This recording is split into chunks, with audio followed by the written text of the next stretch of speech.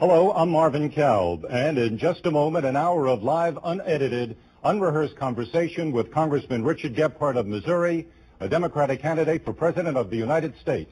Stay with us for Candidates 88, coming right up.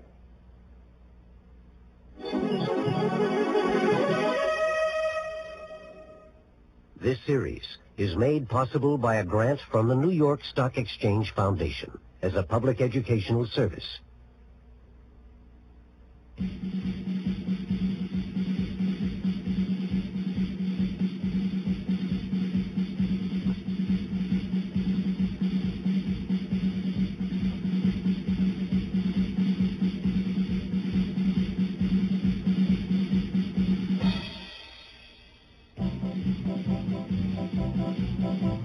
From the Kennedy School of Government at Harvard University.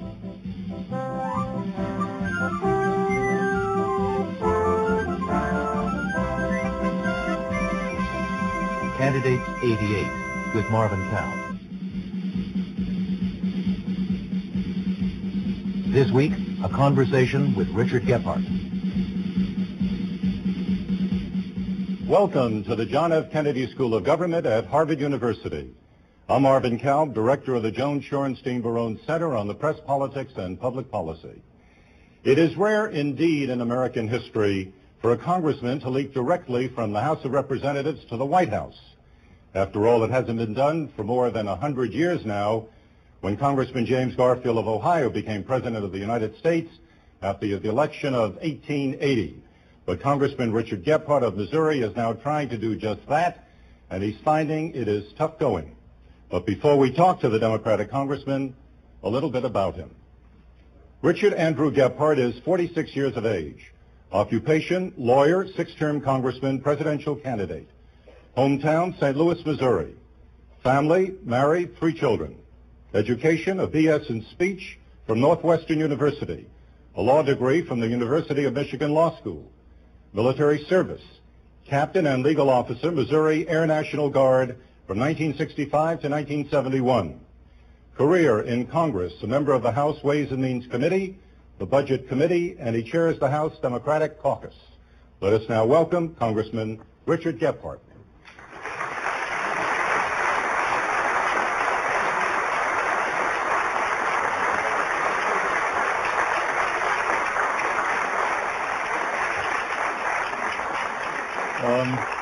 Congressman, let's start by talking politics. The latest Gallup poll, and I quote, concludes with the following sentence. No topic has received less public attention than the 1988 race for the White House. We hear about a Democratic six-pack. We have heard about dwarfs. We see Mario Cuomo being terribly coy out of New York. And we even hear that Gary Hart may once again re-enter the race. What is it about the Democratic candidates? Uninspiring? Poor choice, brilliant people who are not yet recognized for their brilliance. What is it? Well, I think 2 things. First, you have to remember that none of us really are worthy of being President of the United States. I think when we all look at people, we want someone perfect to be president. So all of us, no matter who runs, is not going to really reach the mark. We want someone supernatural. So whoever gets in the race will become another human being and will disappoint us to some extent. Second, I think that as time goes on, people are going to see that there are good candidates in this race. I think that as they get to know us, they've had a lot of debates, a lot of chances to see us perform and talk about the issues that affect this country in the future. I think people will see we have good candidates. Remember back in 1976, no one really knew who was in the field. And there was always talk of who else is going to come in the race. And even after Jimmy Carter had started to win in Iowa, and Jerry Brown from California got in the race, Frank Church got in the race, and Jimmy Carter finally won it. So I think as time goes on, you'll see it'll be a race like that one. Someone will catch fire in the early days, and will go on and win this race and be the next president. Okay. In preparing for this conversation, I have read a good deal about you. And I want to tick off some of the adjectives that I have read more than any other. There are 5 that come to mind. It's cool, competent, opportunistic, pandering, pragmatic. but not passionate. Not passionate. That word didn't come up. And apparently not capable really of arousing passion, or so some of the people who've been following you seem to feel. Does that worry you, that people have the impression that you yourself are not passionate about issues and are incapable of arousing passion in the electorate? I think that people that have been following me recently in the campaign, I'd say over the last 6-8 months, have seen speeches and talks that do arouse passion. And I certainly do feel very strongly about what we need to do in this country. I'm running because I want our country to meet the challenges that I think we face, and I think they're considerable. And I have worked probably harder than anybody in this race in either party in the Congress for issues and causes that I believe in. Whether it's tax reform or trade or improving the health care system, keeping Social Security strong, doing something about the energy issues that we face, nuclear test ban treaty, fighting aid to the Contras. I led the fight on the floor 8 times, convinced some of my colleagues that we should take that on, fighting the Senate-passed Graham-Rudman, which would have been the realization of Reaganomics. Those are issues that I have fought on and feel very deeply about. And I think there's a difference between being ideological and having strong feelings and sometimes getting something done. I'm a person that likes to get things done. If you have an idea, if you have something you feel strongly about, then it's got to be important enough to you that you can get it done. I think I can get things done. That's been my record in the Congress, and I think that's what we need in a president in '88. Let's talk about Iowa for a sec. You visited all 99 counties. You started campaigning in that state in 1985. In May of this year, the Des Moines Register, you're smiling already, which is certainly the best newspaper, the most prominent newspaper in the state, ran a poll among the Democrats. You were in May #1, and your approval rating was 24%. Last week, same newspaper places you #3, approval rating 14%. Obvious question, what has happened to Dick Gephardt's campaign and popularity in Iowa? Well, first, you can't believe every poll you read. Some of them are... Well, you believe the one in May? Come on. I believe that one a lot more than the last one. I think we're doing very well in Iowa. We worked hard. We're competitive in that state, but I'll say this. We're the only... I think my campaign is the only campaign that is competitive everywhere. We're competitive in New Hampshire. We're competitive in Iowa. We're competitive in the South. I compete against Simon and Dukakis in Iowa, against Governor Dukakis in New Hampshire, and against Jesse Jackson and Al Gore in the South. To win this campaign, you've got to do well enough everywhere. And I think we're going to do well in each place, and I think I'm going to be the next nominee. There is still the perception among some of the political experts that your campaign seems to have plateaued. And I'm not talking just about Iowa, but throughout the country. Does that worry you at all? Every campaign has an ebb and a flow. You can't be up on top throughout this whole thing. There's no question that as other campaigns have come along, people look at those campaigns. Some people get attracted to them. But the fact of the matter is the great majority of people in Iowa, and I suspect in New Hampshire and in the South, are undecided. The big winner so far in Iowa is still undecided. And undecided, I thought, came in second in Iowa, behind Paul Simon. No, it's about 40%. 24% to 20, wasn't it? I don't think so. I think if you really look at it, undecided is still winning, and most people are still making up their minds. Okay. Your hometown newspaper, the St. Louis Post-Dispatch, refers to Paul Simon's campaign now as a rocket ship. Is he now, in your view, the guy to beat in the Democratic Party? He's doing well at this particular point, and he is, I think, becoming known by more voters as we go along. But this is a long marathon contest. This is a 3-year proposition, at least a 1-year proposition, and it takes time. People judge us, scrutinize us, and decide who they want to be the next president. That takes a lot of time. And as time goes on, people will see Paul, they'll see Governor Dukakis, they'll see the rest of us, and they will make judgments. The time you want to peak is not November the 15th. You want to peak on February the 8th in Iowa, and then a week later in New Hampshire, and then in the South. I think that's what I'm going to be able to do. Well, we're talking about the people who are formally in the Democratic race. There is the governor of New York who sits on the sidelines, and I wonder whether you think it is fair for Cuomo to sit on the sidelines and tantalize everybody with the possibility that at some point down the road he might be enticed into becoming a candidate, being drafted. I think he's just being honest. He has said over and over again that he doesn't want to be a candidate, that he's the governor of New York, and he thinks that's inconsistent with what you have to do to be a candidate.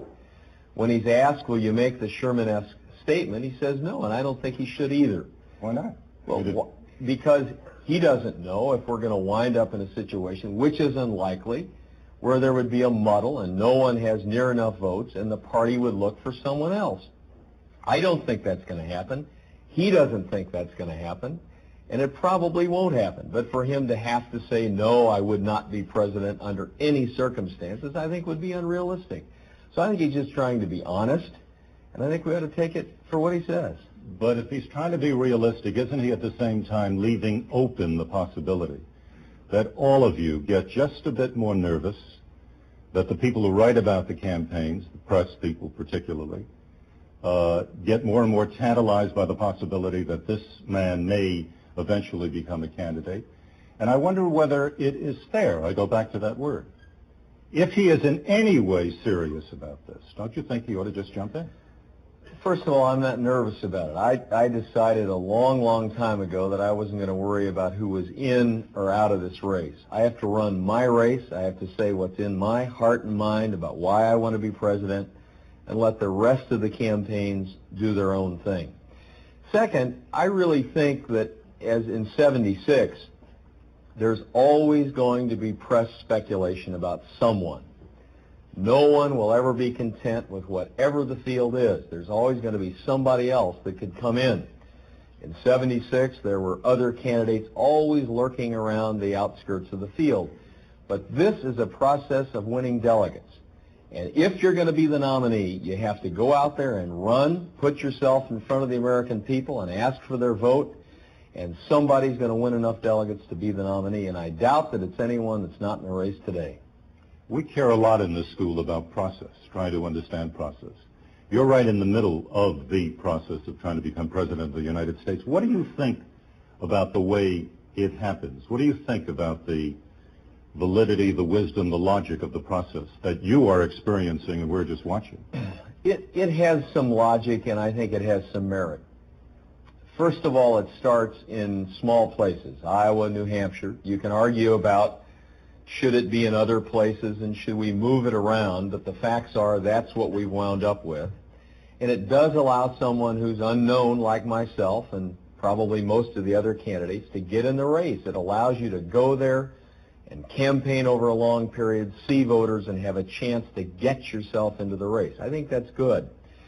Second, by having it start in those kinds of small states, it allows voters, as we're doing here today, to have a chance to meet us closely, personally, scrutinize us, ask us questions, see how we respond in a small setting, and not have this campaign all take place electronically, which is what happens when you go to a regional or certainly a national primary. But isn't it? So I think for those two reasons, it is not a bad process. Now, obviously, it's changed this time. With Super Tuesday and 20 states on the fourth week, it really is front-loaded. We're going to pick, I think, over half the delegates by the night of March the 8th. To show you the difference, in 1972, by March the 30th, we'd only picked 7% of the delegates. So this thing has really moved up. It will happen very quickly, and it is difficult to see how any of us are in a position to run in 20 states on one day. But we still have a process where you can enter through the small states, and then if you have the ability to transition this from a small campaign to a big campaign very quickly, you have a chance to be the nominee. Let me get your thinking about this.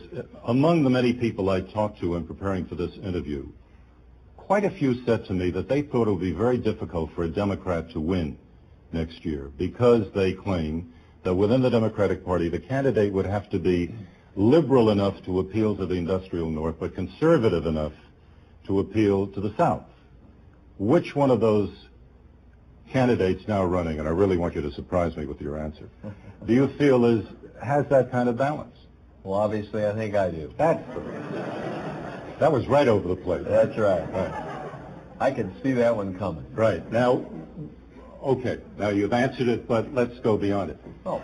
When you look at this, you, for example, have had any number of votes against abortion, against busing, against gun control.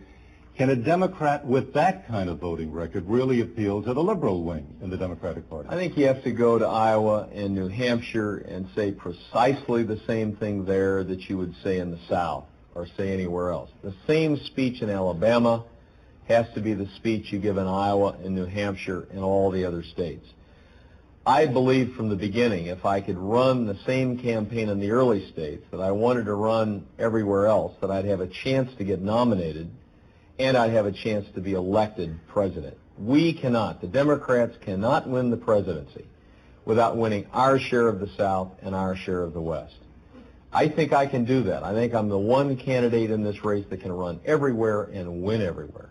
Why is it that every candidate, if I would ask that question, comes in with the same answer? Well, obviously, we all believe we have to and we can. But until 1985, let's deal with the abortion issue for a second. You were for a constitutional amendment against abortion. Then you began running for the presidency, and your position on this issue began to shift. Now you are against a constitutional amendment, but you're still against federal funding for abortion, except in cases of rape, incest, and where a mother's life is in danger. That seems to many people like political expediency, and if it isn't, could you explain it? Well, my beliefs have never changed. I think what you have to look at is how you get to your beliefs. How do you get what you want to see happen to happen? For some time, I believed that a change in the law was appropriate. After 14 years of fighting about this issue, legally, I come to the conclusion that we've got to address the underlying problems. How do we really encourage people to avoid unwanted pregnancies? How do we get people to choose options other than abortion? And I think that even the legal fight that we've been undergoing has prevented us from getting people together to do better on those issues, to do better on sex education, on family planning, on giving people viable options to abortion. So I came to the conclusion before the '86 election, before I had to stand in front of my constituents in St. Louis, that that's what we should do. I announced my change. I said exactly why I was doing it, and that's my position. And I think we really can do better, and I think that's the way we have to go at this problem. But when you were saying a moment ago that you still, perhaps you're changing the tactics, but you're still approaching essentially the same goal, what did you mean by that? The goal of trying to give people options to abortion, to cut down on the use of abortion. I think everybody in our society thinks abortion is not a good outcome, not the preferred outcome. So if that's what you believe, then you can do it legally. You can try to affect the outcome nationally, or you can do something to affect the underlying problems. I also became concerned that the people that were advocating a legal change were some who were against increased funding for family planning, were against the very things that I felt could really change the outcome in reality. And I really became concerned that we were not doing what we could do. So I think to continue the legal battle, constitutionally or judicially, is not going to get us to the real outcome that we need to affect. But philosophically, or maybe even religiously, do you feel that abortion is the killing of life?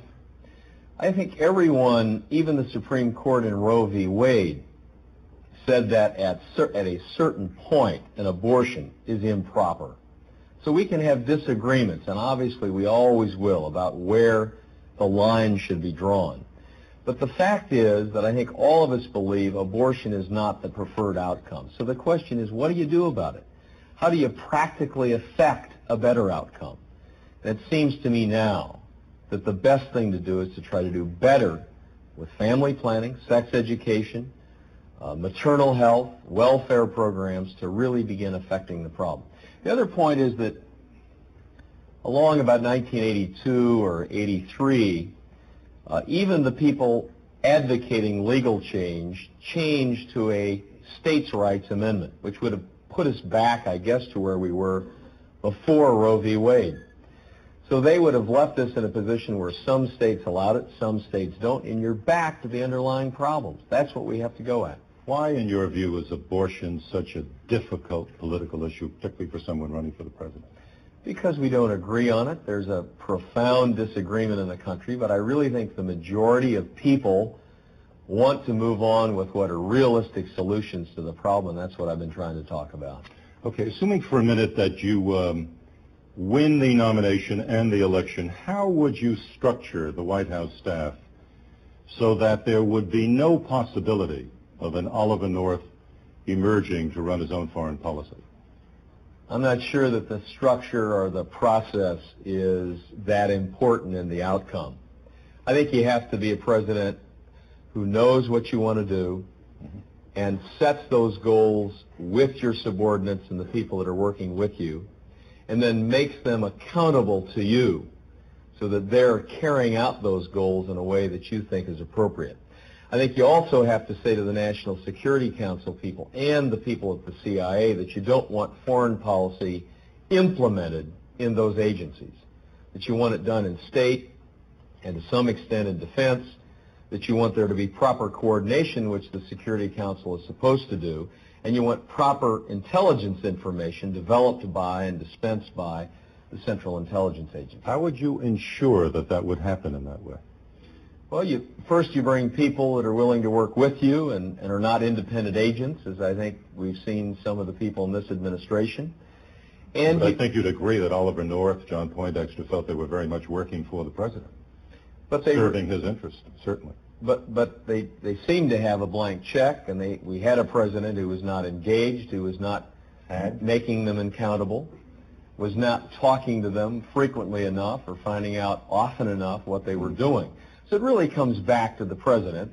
This president's had a sign on his desk, I guess, that Truman had that said the buck stops here, but it turns out that about 9 cents of the buck stopped on the president's desk. Okay, on that particular point, do you believe John Poindexter when he says that he wanted to provide the president with deniability and therefore on his own stop critical information about the diversion of funds to the Contras from going to the president?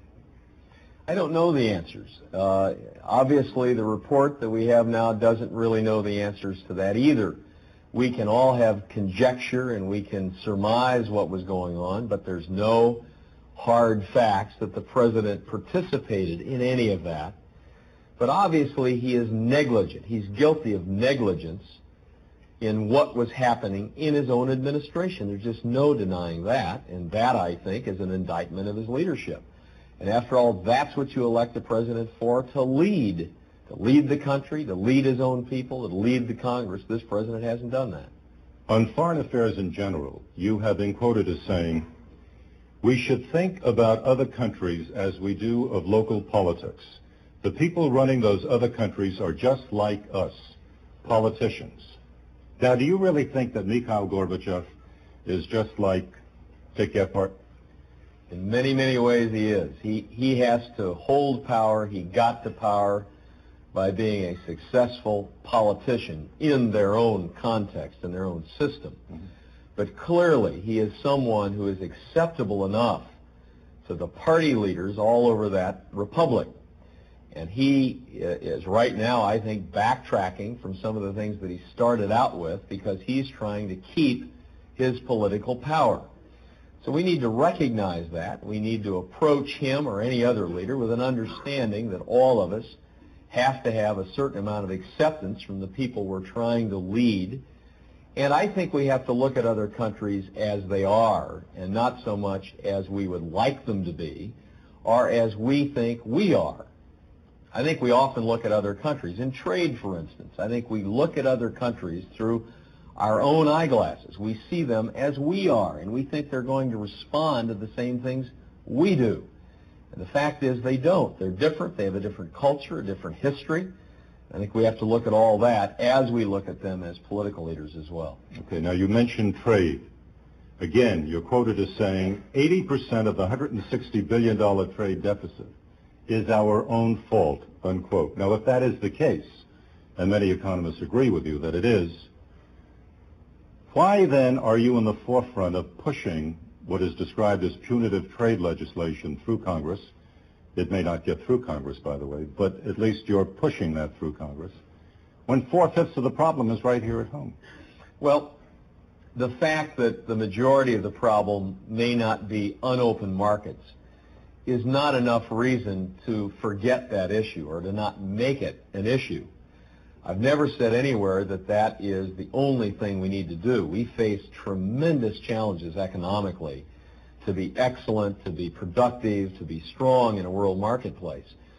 But I think one of the places to start is to be able to say to American business and American workers, we've constructed a level playing field for you. You have a fair chance, if you can make good products, to go into the world marketplace and sell those products. We can't say that with a straight face today. And there are a lot of people who believe that more than 20% of our problem is unopened markets. So it is an important problem. It is a place to start. And one of the things government can do is construct an environment in which businesses and workers in this country can be successful. So why do we constantly put it off to the side and say that it's not a problem? One last thing. The bill's not punitive. It is against protectionism. It is a foe of protectionism. And it's trying to construct what we should be, a world common market where trade between all countries is as fair and as free as it is between the states of the United States. I used the word punitive. I didn't say protectionist, although that word is applied very, very often to describe your particular amendment, which I believe... By people who haven't read it and don't understand it. Well, that makes sense. The President and the Congress have now come to a 2-year, $75 billion compromise on the budget deficit. Does that seem to you to be a good proposition, a good thing to have happened? Or does it seem to you that possibly the big, tough economic decisions are still being postponed until after the '88 election? Well, the answer to your last question is the big decisions are still being put off. This is not an optimal solution, but it's better than the other two alternatives right now. One would be doing little or nothing, and that could have happened. The other would be having the Graham-Rudman automatic cutting procedure go into effect, which would have been 50% defense, 50% domestic, but all cuts, no revenues. So given where we are, given the fact the President is not leading on the budget issue, as he's not on almost every other issue, this is about as good as we're going to do. Understand the President, that the Congress, not the President, is leading in this situation. And it's very hard for a committee of 535 people to lead, but that's what's happening. Now, all the specifics are probably not going to be very acceptable or very positive, but given the situation, given the lack of presidential leadership, this is a pretty good outcome. Let me ask you a couple of questions about space. President Kennedy at the beginning of the 60s said that it would be a magnificent goal for the United States to, by the end of the decade, to put a man on the moon. And the United States was able to do that, and it was really a tremendous event. It made everybody feel good, and it was also technologically an extraordinary achievement.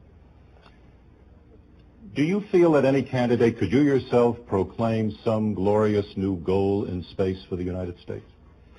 I don't think there's a glorious new goal. We've got some goals out there. I was in Alabama the other day at the Huntsville Rocket Center, and I went through a mock-up of the space station that we've been talking about and working on for a long time.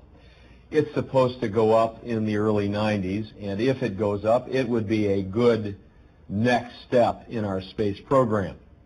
In about a year, we're going to put up the new space telescope, which will allow us to see into space 300 or 400 times better than we can today. That's going to be exciting.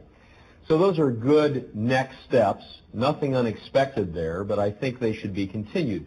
We can't in this budget really spend a huge amount of money on some grandiose space project at this point. But Well, that you doesn't mean can't we even can make you- good progress. You have said that you can't even spend any more money on space. If we keep If I understood you right. If we keep the funding we have now, we can continue the programs that we see. But it seems as if the Russians are just zooming ahead of the United States in space now. Since the Challenger disaster, the United States has done nothing in space. Is the U.S. simply to accept second place at this time? Well, let's talk about other goals that we might want to set that might be more important than putting a person on Mars or taking a trip to wherever. That could be grandiose and akin to what Jack Kennedy did in 1960.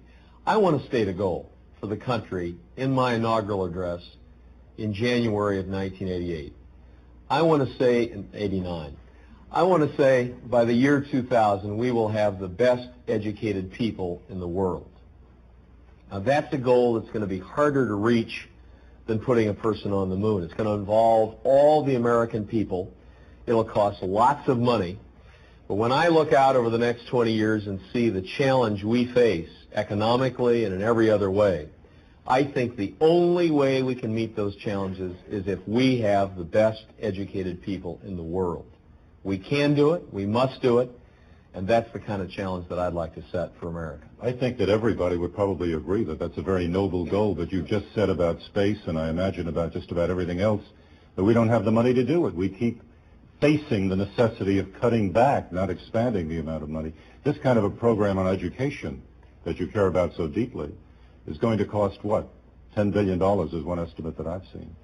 We spend $10 billion a year now federally on education. We're going to spend $11 billion this year on corn subsidies.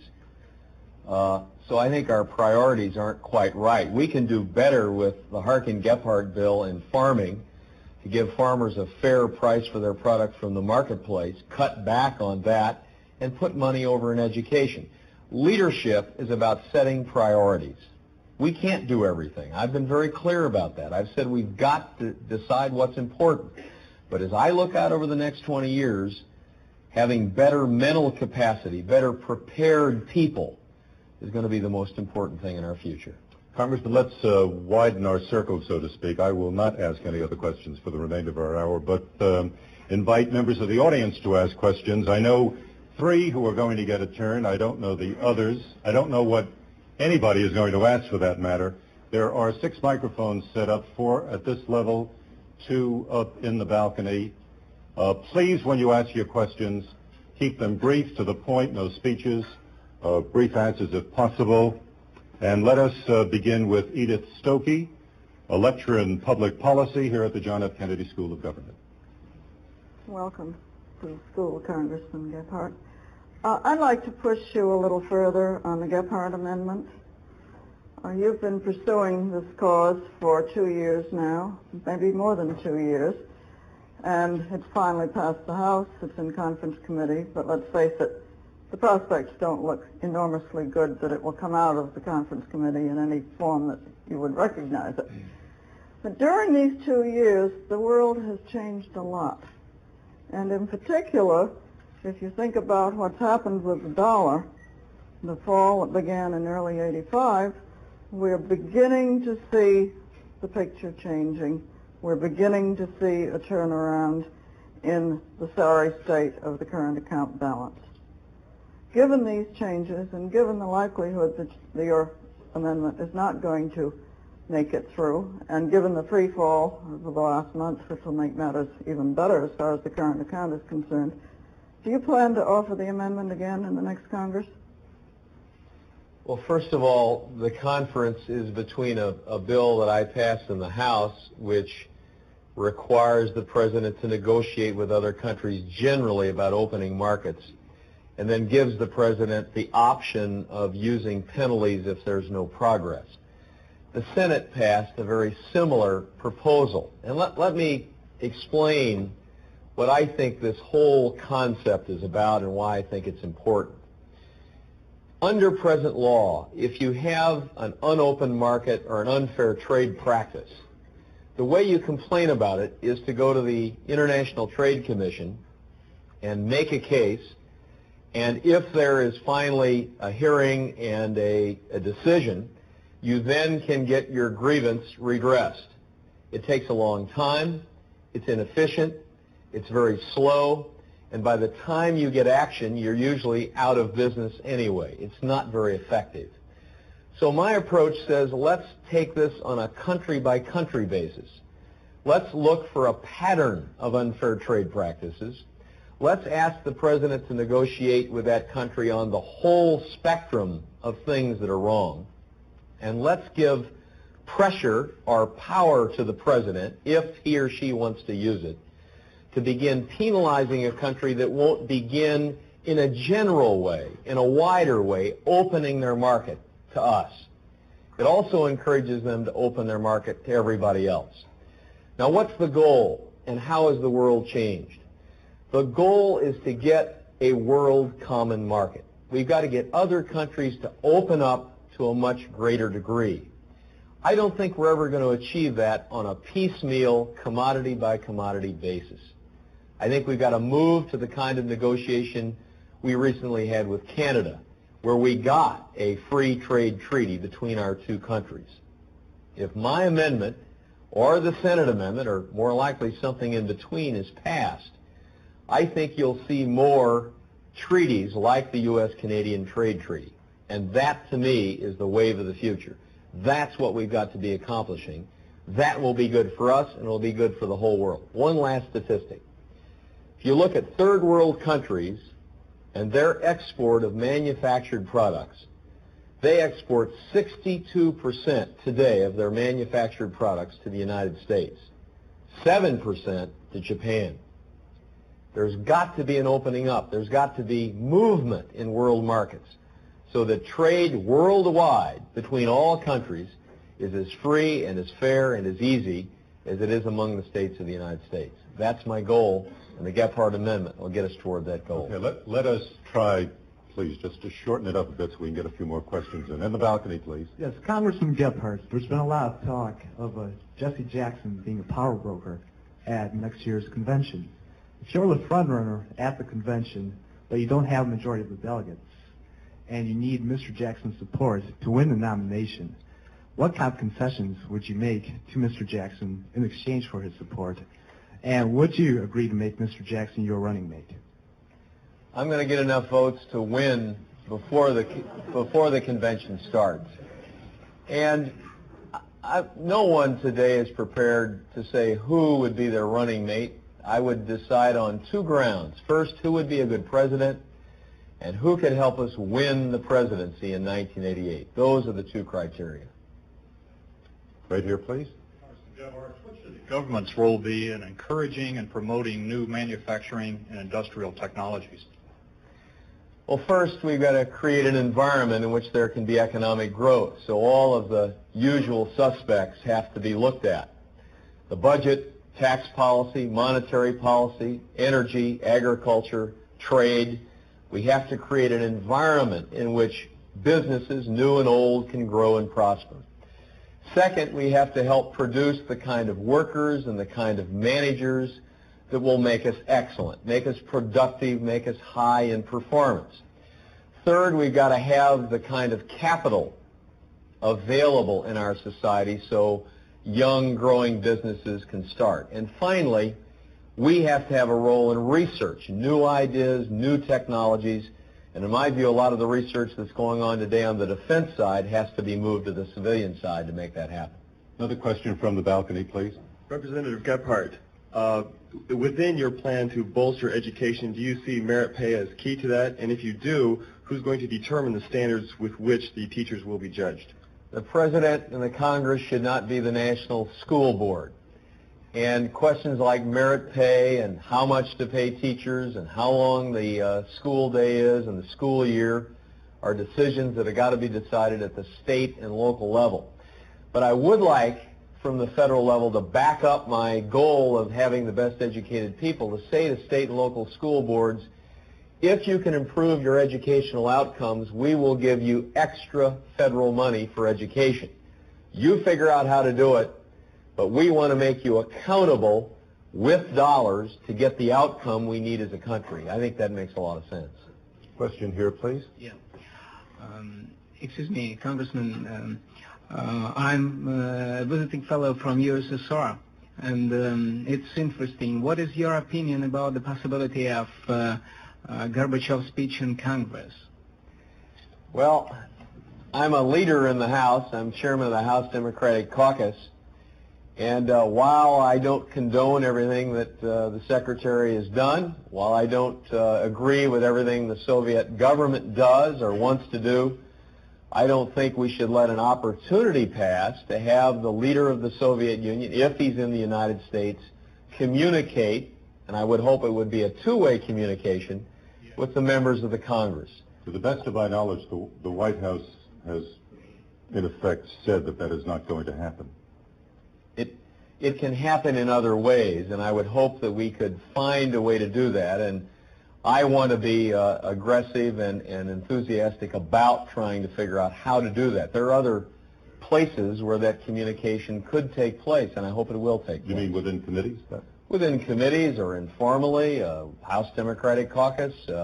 We had a meeting with President Arias that was a joint meeting of the House and Republican caucus. I have a sense the Republicans aren't too interested in using their caucus to do this. But I don't see what we can lose by this. He's here. He doesn't come here often. What are we going to lose? I mean, we don't condone everything the Soviet Union has done in its history, and I'm sure he wouldn't us either.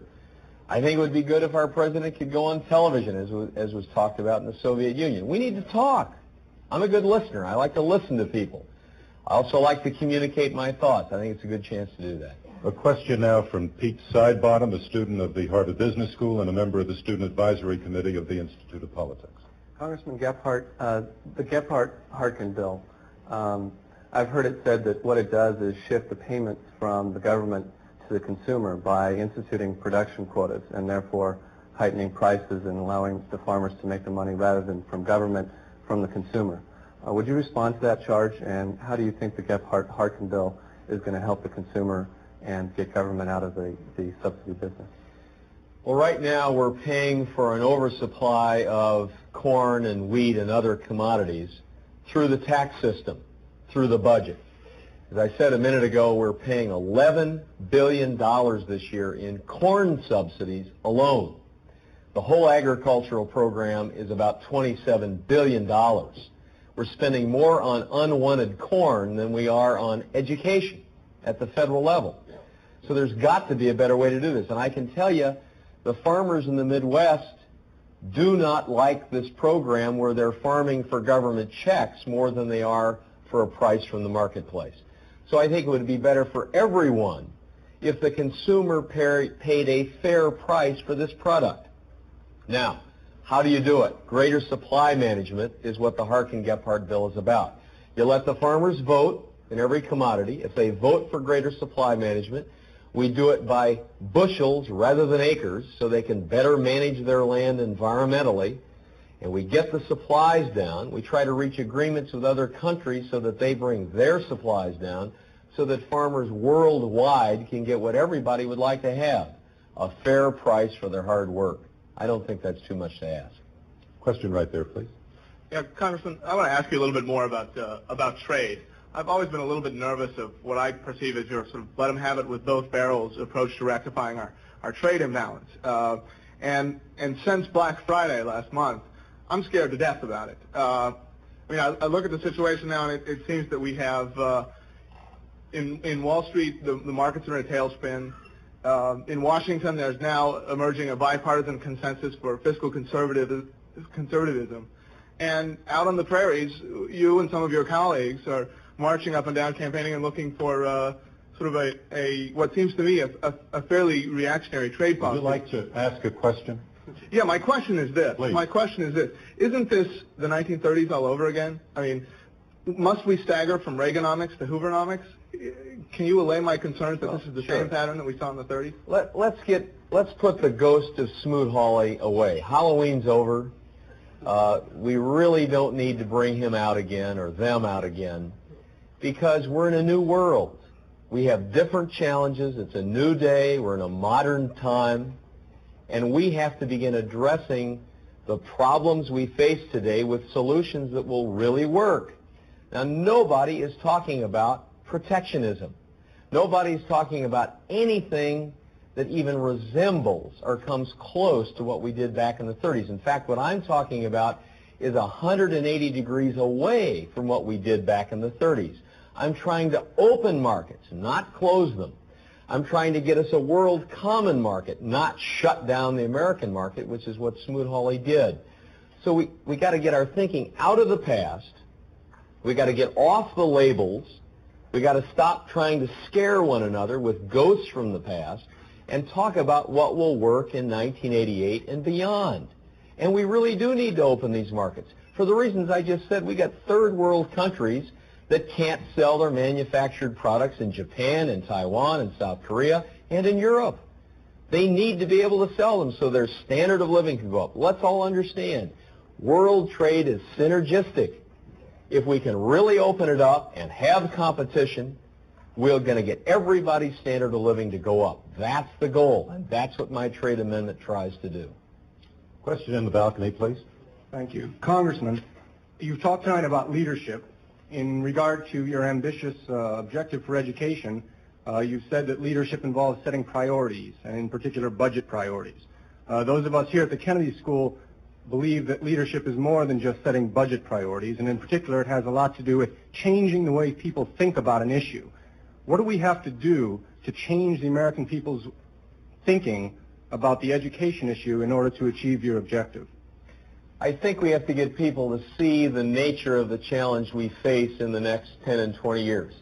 We're the only country in the world trying to be the best economically and the best militarily at the same time. And we're now in a world marketplace where we're competing against countries who often have a standard of living that is much lower than ours. So the goal for us is how do we remain strong from a security and an economic standpoint, and how do we compete in a world marketplace and hold our standard of living? If you look at that for just a moment, you really can begin to see how the mental capacity of our people is the key to being able to pull off that challenge. And when I look at what our education system is producing, I get full of anxiety about where we're headed in the future. 25% of our youngsters are not going to get their high school degree. We're turning out half the number of mathematicians and scientists as the Japanese and many other countries. We have a huge challenge in front of us. And if people can begin to see that and understand why mental capacity is so important to what we have to do, then I think we can get people excited about putting our resources, investing our wealth into having better educated people. Question right here, please. The question is a simple one. It's about the elective process and about fundraising and about imagery and about reality and about democracy. That's a tall order. How much money will your campaign raise? What percentage of that will go to manufacture television commercials? What image do you seek to project in those commercials? How real is that image? And is the democratic process served by all this? First of all,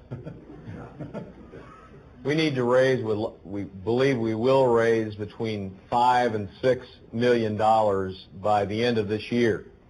And with the matching funds that you get from the government, we'll be at 7 or 8 or 9 million before the first event begins on February the 8th. That is not the biggest budget on the Democratic side by far, but it's an adequate budget, and it's one that I think will get us to the nomination if we can do well early and then add to that later on.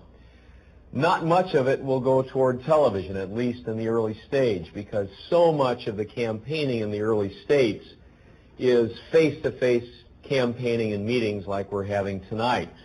So a lot of your resources go to organization, to travel, to putting on the kinds of meetings and events that you need to do retail politics and retail campaigning.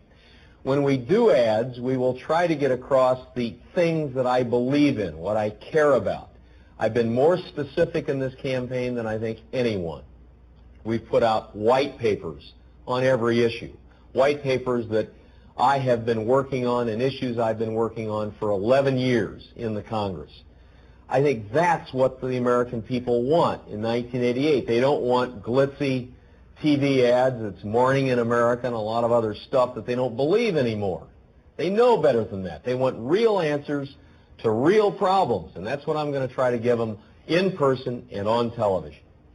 Question there, please. Congressman Gephardt, you've been, for most of your political life, a member of 400 some odd members of the House. What should make us believe that you're going to be effective at taking hold of a rather large number of agencies in the federal government? What executive experience should make us believe that you can do that? It's more than just issues, but being an executive leader. First, I've been a leader in the House. I haven't just talked about tax reform and trade and a lot of other issues. I've put my ideas on paper, and I've been able to take the paper and make it reality. We passed tax reform. We passed the trade bill. We cut off aid to the Contras. We passed the nuclear test ban treaty bill that I worked on for about 4 years. Second, I'm a leader in the House. I'm chairman of the House Democratic Caucus, and I've got 80 members of the House who are supporting my candidacy. If we were in Great Britain, I'd be almost halfway to being prime minister. And I think that's important. We need a president in 1988 who not only can run the executive branch and see that we bring people to the executive branch that can run the agencies. We need a president that can inspire and galvanize the American people and the Congress. I know I can do that. I've done it. And I think that kind of leadership is what we need. Question here, please. On a PBS special recently, Bill Moyers indicated that the Iran-Contra affair, as horrible as it is the tip of an iceberg that goes back over 25 years of a secret government that exports terrorism and imports drugs, among other things, in the name of the American people. At the Harvard Law School recently, Attorney Daniel Sheehan... Do we have a question, please? Yes, spoke of this. My question is, are you aware of this lawsuit that will be filed in the spring in Miami that will bring these charges to court, and what implications will it have for the image of the United States in the world and our efficacy as a nation? I'm aware of it. I've read about it. I don't know that we need a lot more information to know that at least in the last 7 years, this administration has not been in control of its own government, that we had a secret government carrying out policy that supposedly the president didn't even know about.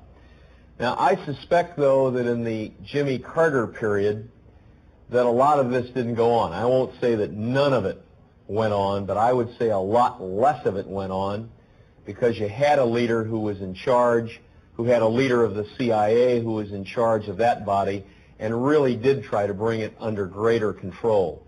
I believe we can do that. I think good leadership would solve a lot of the problems that we face today, but we haven't had it, and we sure do need it in 1988. The final questioner is Richard Haas, a lecturer in public policy here at the John F. Kennedy School of Government. Congressman, as you know, one of the principal tenets of the current administration's foreign policy is the so-called Reagan Doctrine, support for freedom fighters around the world. You've made known your views about Central America, about Nicaragua. But what about the other three principal manifestations of the doctrine? Do you support continued aid to the guerrillas in Afghanistan, to the resistance in Cambodia, to the resistance in Angola? And if so, how do you justify this support as opposed to your opposition to aid for the Contras? Well, I think you take each case on its own merits. You don't announce some dogmatic policy that we will never do it or we will always do it. And you approach each case on its own facts. We probably don't have time to go through each of them. But I think clearly in the case of Afghanistan, what we've done has been right and proper. These were people who were fighting their invaders with rocks before we finally decided to do something to aid their cause. They had been invaded by an opposing force. There was clearly no legal or moral justification for what had happened. So in that case, with no other way to really resolve that conflict, I think you can make a good argument that we should move forward. In the case of Nicaragua, we have not clearly stated a goal. We did not have an invasion coming from another country across a border. We did not use diplomatic options before we went to the military option. And I think what we've done has been clearly wrong. Congressman, would you continue to support the Afghans if, for example, there was very little evidence that if they won, they would establish a democracy? Or by contrast, would you change your position on the Contras if the current peace approach breaks down and you were more confident that they might establish a democracy? Well, you can establish all kinds of hypotheticals, and we could sit here and go through hundreds of them. I think the point is that you take each case as it comes, you try to find out as much about it as you possibly can. Maybe we could get the Central Intelligence Agency back into the information business and out of the foreign policy business so that we could make sound judgments.